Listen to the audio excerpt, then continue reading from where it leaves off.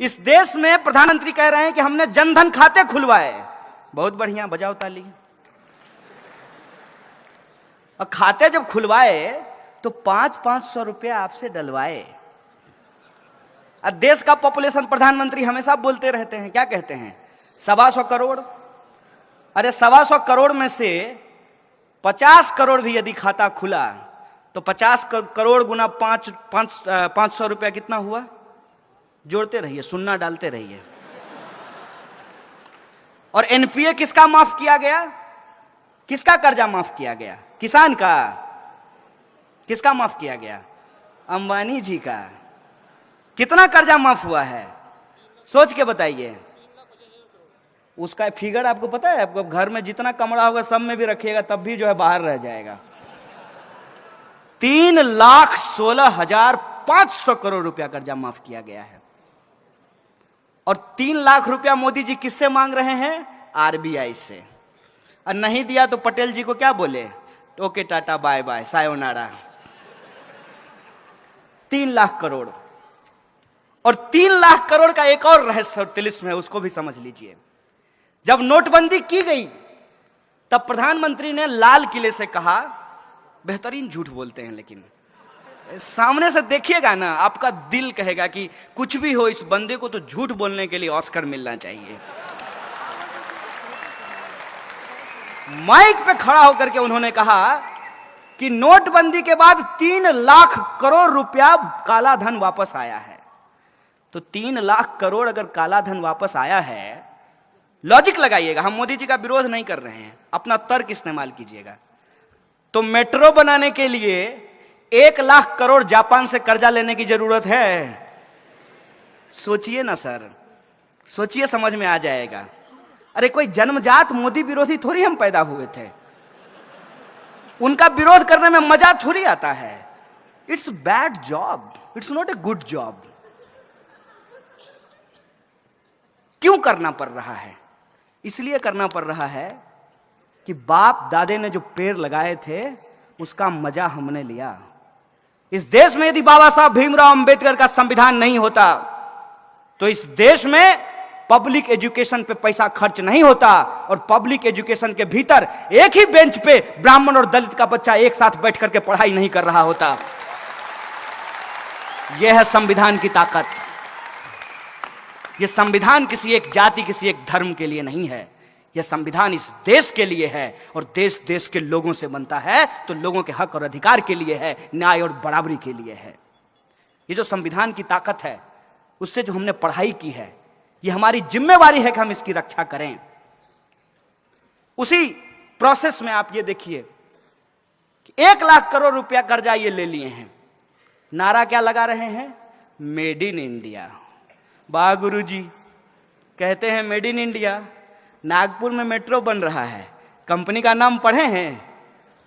कहां की कंपनी है? चाइना की है। आप सब लोग देशद्रोही हैं। कहां की कंपनी है? अभी आप सब लोग भी चाइना बोल रहे हैं। आप जी न्यूज क्यों नहीं देखते हैं? आप लोग जी न्यूज देखा कीजिए। यह है मेक इन इंडिया। क्या इस देश की किसी कंपनी के पास इतना स्किल नहीं था क्या? क्योंकि एक नारा है ना, स्किल इंडिया। तो क्या इस इंडिया में इतना स्किल नहीं था कि नागपुर का मेट्रो वो बना सके? नहीं था इनके हिसाब से। क्योंकि ये स्किल इंडिया नहीं है, इसका एस साइलेंट है, यह है एक्चुअली किल इंडिया।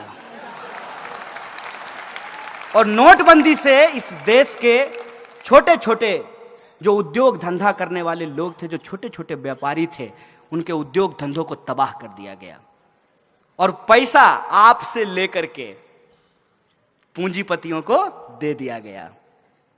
और जब आरबीआई ने कहा कि इससे ज्यादा नहीं कर सकते भाई, सितार के तार को इतना ही खींचिए जितना में सुर भी निकले, ऐसा ना हो कि टूट जाए। उर्जित पटेल कहा ओके बाय बाय। यह है इस देश के इंस्टीट्यूशन की हालत। एक एक इंस्टीट्यूट को आप उठा करके देख लीजिए। आप चुनाव आयोग को देख लीजिए, आप सीबीआई को देख लीजिए, आप आरबीआई को देख लीजिए, और आप पब्लिक सेक्टर यूनिट जो है उसकी स्थिति देख लीजिए। हर पब्लिक सेक्टर यूनिट को कहा गया कि आपको शौचालय बनवाने हैं, लेकिन शौचालय बनाएगा कौन? आरएसएस के 600 संगठन हैं, 600, और किसी को ठेका नहीं देना है। किसको देना है? यदा सदा वत्सल्य, सुबह सुबह जो जाकर के करेंगे उसको ही ठेका देना है। और वो क्या किया? वो सुबह में बाथरूम बनाया, शाम में लेकर के घर गया। हम तो अब पूछना बंद कर दिए हैं कि 15 लाख हमारे खाते में आया कि नहीं आया। हम तो सिर्फ ये सरकार से जानना चाहते हैं कि जो बाथरूम आपने बनवाया उसमें पानी आता है कि नहीं आता है। जब लोगों को जोर से आ जाए तो पानी मिलेगा कि नहीं मिलेगा। हम तो ये पूछना चाहते हैं। किसी चीज का कोई हिसाब नहीं है। और भावनात्मक बातें, जैसे गांधी जी का चश्मा स्वच्छ भारत के पोस्टर पे लगा दिया है। ऐसा लगता है कि गांधी से कोई उसका चश्मा छीन करके सावरकर के सर पे लगा दिया हो। मैं कैसे महसूस करते होंगे आप कल्पना कीजिए। थोड़ा जो अपना इमेजिनेशन पावर है उसको देखिए कि सामने में एक बैनर हो जिसपे एक तरफ गांधी हो और दूसरे तरफ मोदी हो, तो गांधी जी को कैसा महसूस कर लगता होगा? अरे यार कहां फंस गए। इससे अच्छा तो राष्ट्रपिता नहीं होते। माने जो लोग मार करके मिठाई बांटी और उस हत्या को वध बताया, वध। अगर मैं गलत बोल रहा हूं तो मुझे बताइएगा। गांधी हत्या को ये लोग गांधी वध बोलते हैं। वही लोग सत्ता में आकर के कितना बेहतरीन एक्टिंग करते हैं मोदी जी, समझिए। जब वो गांधी पे फूल डाल रहे होते हैं, कितना बेहतरीन एक्टिंग है। कितना बेहतरीन एक्टिंग है जब वो बाबा साहब अंबेडकर के फोटो पे माला चढ़ा रहे होते हैं। क्योंकि उनका सोच क्या है? सोच है उनका कि गटर में उतरने से आध्यात्मिक सुख मिलता है।